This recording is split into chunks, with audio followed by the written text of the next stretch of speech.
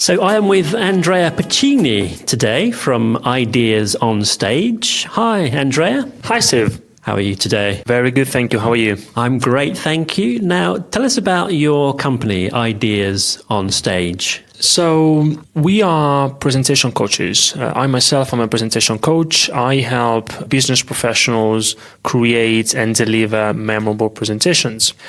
I've been doing it for a number of years, but then last year I got in contact with Ideas on Stage, which in this space is one of the leading specialists. In the last 10 years, they've been helping thousands of people deliver amazing presentations, and we got to know each other and we decided to join forces. And so this year I've launched Ideas on Stage UK, and we specialize in helping business professionals win more deals, get more customers, and sell more using effective presentations. And my vision, Steve, is to rid the world of crappy PowerPoint. We've all been sat in a business presentation with PowerPoint presentations going on for hours on end, haven't we? Yeah, exactly. That's what we want to change. So a bit of background maybe about you then. What's your story? So the reason why I ended up working with business professionals, helping them with their presentations, is because most business presentations suck. That's what we see. I don't know about you, but also our listeners today, I don't know, I would be interested to understand whether they've ever been in a situation where they get up in front of an audience and they can't get their messages across, they can't grab and keep people's attention. And a few hours after the presentation, nobody remembers anything about what they said. And even worse, nobody does anything. Nobody buys anything. Now, I've been there many times. At the beginning of my career, I was pretty rubbish at presenting. And I was working in sales. So if you work in sales and you can't present effectively, I can tell you it doesn't help. So I said, okay, I want to improve my presentation skills. I want to become a good presenter. And what I did is I started reading. That's the very first thing. I started reading everything I could. I remember my very first book was Presentation Zen by Gar Reynolds. Gar is the father of effective presentations, number one. And anyway, I started to apply what I was learning to my own presentations. And eventually I did improve. And not only that, but I also became super passionate about it because things started to work. So then I trained as a presentation coach. And then I decided to help others improve their presentations. And the reason why we focus on business presentations is because that allows me to combine my experience in sales, my interest in business, and my passion for presentations to then help business professionals sell more using better presentations. Because for me, Steve, it's this intersection of business and communication that really lights me up. That's what drives me. And you tend to work one-to-one, or are you dealing with groups of people? We work both one-to-one, coaching clients towards a specific presentation. For example, if they have a very important presentation and they want to make sure they get it right, we work one-to-one. We've got a program to help them give the best talk of their life. We also work in groups in terms of, for example, we go to companies and we offer training courses and workshops to teach teams how to prepare, design, and deliver an effective presentation. So while you're here, maybe we can grab some secret sauce, some presentation tips maybe from you. Sure, yeah. If you want, I can give you a few tips. Maybe, you see, Steve, there are 3 key arts of presenting. It's preparation, so content, storytelling, design, and delivery. So preparation, design, and delivery. If you want, I can give you one tip for each of the 3 key arts. Yeah. Okay, cool. So the first thing I would say, forget the tool. Forget the tool. Now, the very first thing most people do when they need to create a presentation is to open PowerPoint or any other tool. It doesn't make any difference, and put together some slides. Now, in reality, what you see there, the result is obvious. You always see the usual boring slides, ineffective, with a title at the top, a block of text in the middle, maybe some bullet points, each bullet point appearing with a different effect, and then you have a random clip art on the side. That's what we see all the time, right? Yeah. And that's normal, because that's what the tool wants you to do. you open PowerPoint and you have a preset layout that invites you to insert a title at the top and a block of text in the middle.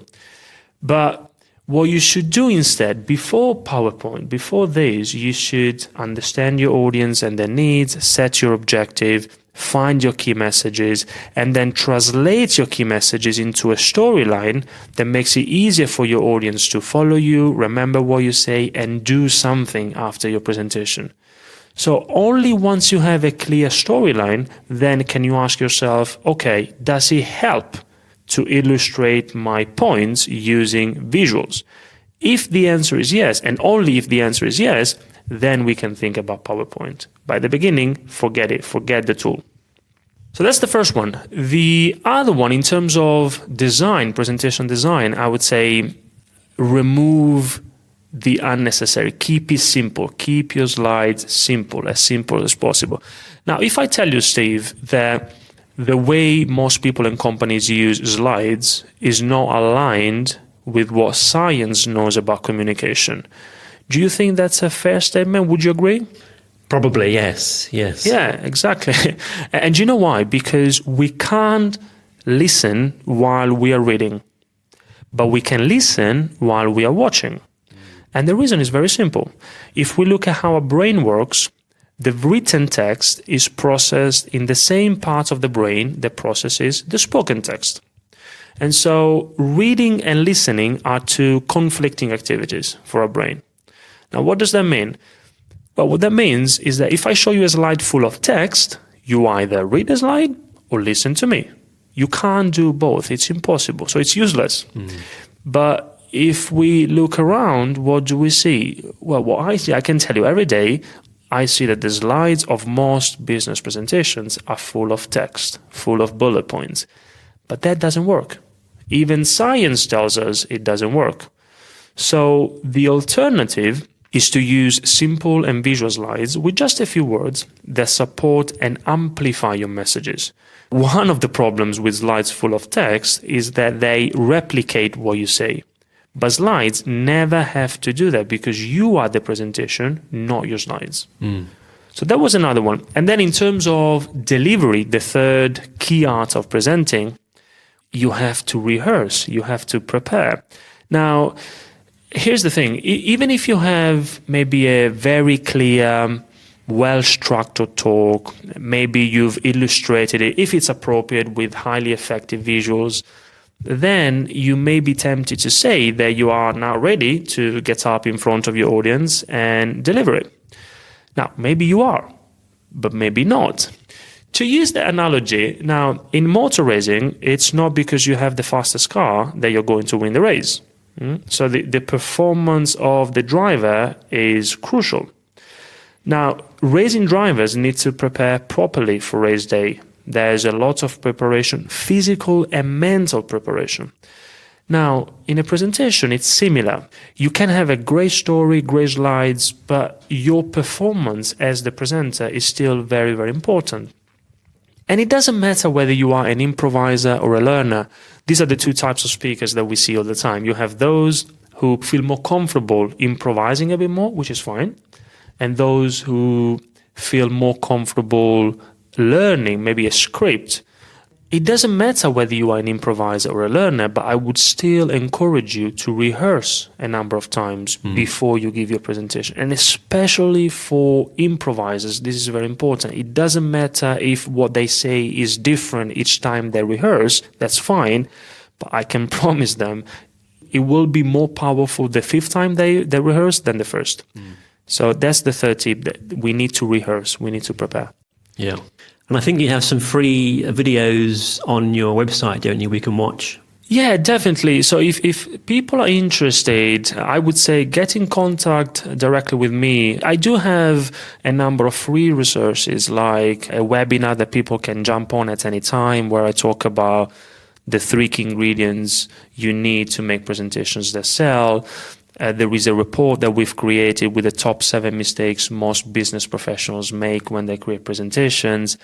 And we also have a very interesting tool, the presentation scorecard. It's an online tool that helps you to assess your presentation skills against the 3 key arts of presenting: preparation, design, and delivery. You just need to answer 22 yes and no questions. It takes less than 5 minutes. And at the end, you will receive a score and also what that score means for you. So these are all free resources that we are very happy to share. So get in touch and I'd be happy to share it. So getting in touch with you, where can we go? We have our website, ideasonstage.com. My email address, happy to share it. It's andrea.pacini@ideasonstage.com. And I can tell you, it's the smallest investment you can make in yourself to make the biggest difference to your career. So keep going, you won't regret it. And the most important thing is that your audience for sure will thank you. Well, thank you very much, Andrea. That's fantastic. Some good tips there. Thank you, Steve. Thank you very much for having me. And we should also thank Ward Williams as we borrowed their room. Thanks, Ward Williams. Absolutely. Thank you.